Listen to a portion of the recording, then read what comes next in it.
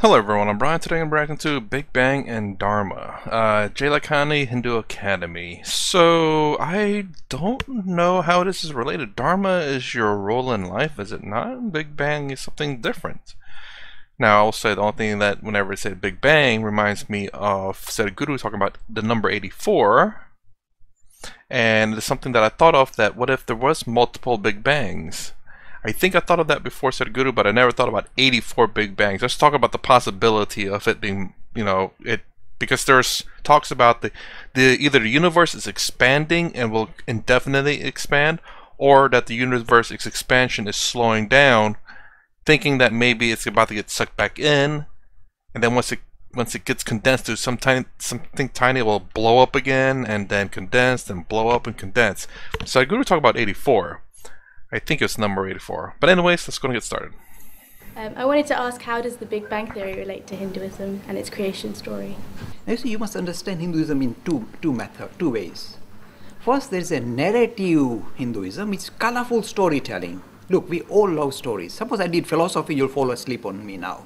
If I did you a story of Ganesh, you go, oh, we love this chap. Straight we relate. We all like stories. We are human, and we like human kind of aspect. So even philosophy on its own is very dry and boring, and the Hindus are very good at storytelling. We love storytelling. So lots of colorful stories have sprung up around Hinduism. Don't underestimate them or undervalue them. The reason why most of you are here today, I'm telling you, is because your grandparents, your parents did you these lovely stories of Hanuman and Ganesh, and that's, yeah, good stuff. And that has pulled you. See, it's done its work. But now you are at university, so you must grow up and say, are these for real? Are these for real? So this is where, if you like, you need to grow up, if I can use the word. Stories are a wonderful way of attracting you, making religion accessible and digestible. But a time comes when you must grow up. So storytelling is a marvelous, colorful way of presenting Hinduism, and we are very good storytellers. We've got 18 Mahapurans. Puran means legendary stories, not 1, 18. The amount of legendary stories we have got, we can fill up this whole lecture room. Huge amount. We love this gods and goddesses playing and fighting and whatever. We love it. We are human. That's why you get all these soap operas. That's exactly what they do, and mess about. So this is part. When it comes to serious philosophic issues, you as young students, young Hindus, should be able to step away from the colorful narrative and look at the philosophy of Hinduism. There's a strong philosophic dimension to Hinduism, which addresses all these kind of very interesting issues regarding creation in a different mode altogether. If you belong to a kind of, you are very much kind of infatuated by stories, strongly, focused on stories, then you'll come up with very colorful narratives. But if you take it to your science laboratory or your physics department or your cosmological department, they'll throw you out. We came out of somebody's belly button. This is too much. So you see, straightway it's time to move away. Look, don't discard them. I'm not saying they're rubbish. I'm simply saying their use by date is gone. When you are a young child, they're suitable. But when you are at this age, you must become more philosophic. Let me tell you the philosophic Hindu creation story. Philosophic is called the Nasadiya Sukta in the Rig Veda. See, the philosophy of Hinduism. I'm not making it up. And a very modern proponent of Hinduism called Vivekananda came to this country in 1890s, and he gave a talk in London in 1896. It's called Absolute and Manifestation. Now this is before Einstein was still playing marbles at the time, and this is before Hubble telescope was even thought about. And this is his presentation of a modern proponent of Hinduism regarding how creation comes into being. Marvelous story, if you like, marvelous philosophy exposition. This is what he says. See how you relate to it. And this is again from the Nasadiya Sukta of the Rig Veda. It's not just something modern. It's very ancient and modern. This is what it says. It says, it doesn't require a supreme personality, God sitting in the heavens saying, okay, I set you off. No, there's colorful narrative, just storytelling part. The philosophy is different. The philosophy says, 3 things unfold for creation to come into being. You said 3 things? What are 3 things? You thought, what is going on? This is the exposition. It says 3 things unfold for creation, all the galaxies and everything to come into being. The 3 things are, Sanskrit terms, Desh, Kal, Nimit. The English words, space, time, and causation. When they unfold, creation comes into being. No God. Even the issue that arises with Big Bang theory kind of always had a question, but who started the Big Bang? Who pressed the button? Who switched it on? And the question was people who were thinking, oh dear, maybe there's a God.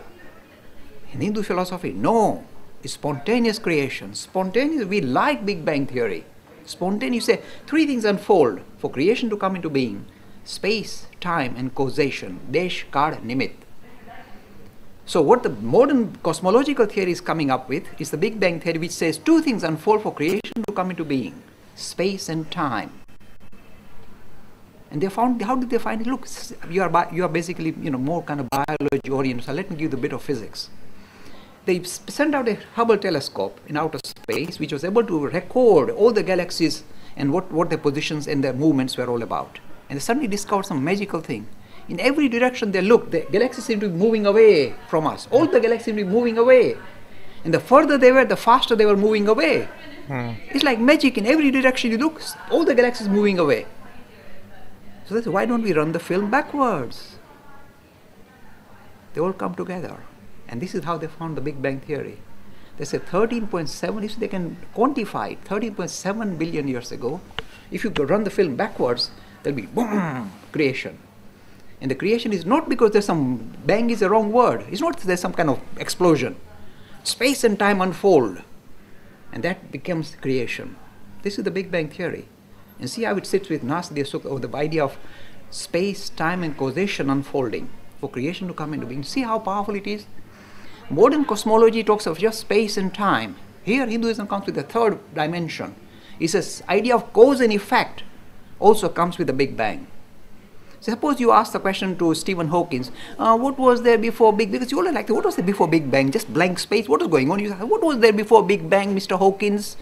He said, don't ask the silly question. It is the question is irrelevant because there is no time. So you can ask what was there before. Time started with the Big Bang. Yeah, that's an interesting thing. Is I think they ask, why can I not remember that dude's name? Astrophysics black guy, Neil deGrasse Tyson. About I think he answered something on like the Wire's YouTube channel about like what was before the Big Bang, and he essentially said roughly the same thing about it's like there's there's no point. It's because it's very difficult to answer because before then there was, well, what is it? I forgot the example he gave, but it's basically saying that what time was it before time was created? That's not exactly it, but I'm phrasing it in my own way of how I understood it. Essentially, it's what time was it before time started, or something along those lines. Like, well, there's no time, so there's nothing you can really say, or it's impossible to know because obviously existence has to exist first for us to know of anything.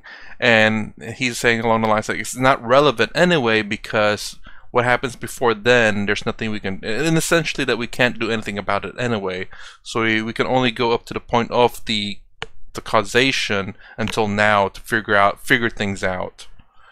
Because before then, I guess it's kind of hard or impossible, at least at the moment. The question still arose: who switched it on?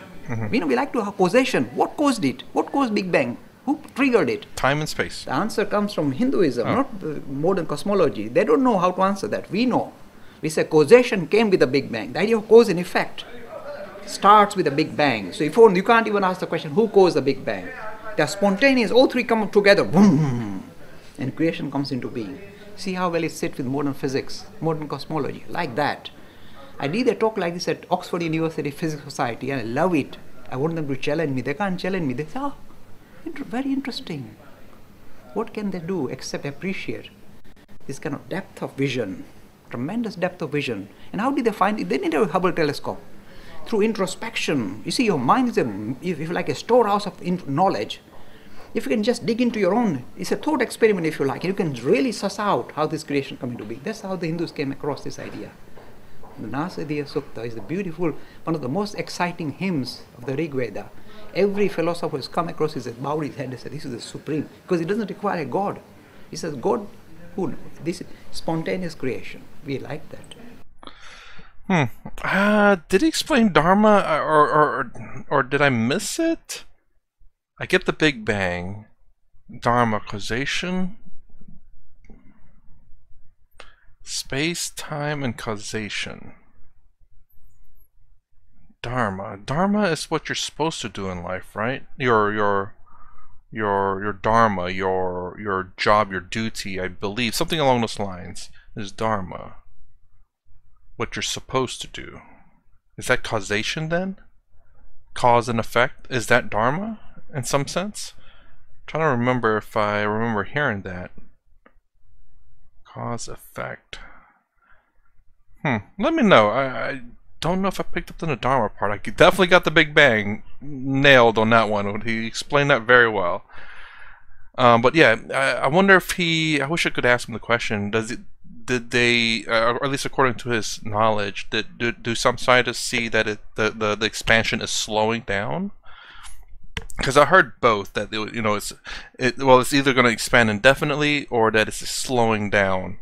I'm not too sure. This was a while back, and I don't know if it's changed in modern times or not. Anyways, this is a pretty short video, so I'm just going to leave it right here because the other videos I couldn't really find one that's kind of related to this, so this is it for at least Lakhani for now. So if you like more content, please consider subscribing, thumbs up, thumbs down below. Thanks for watching. I'll see you in the next vid.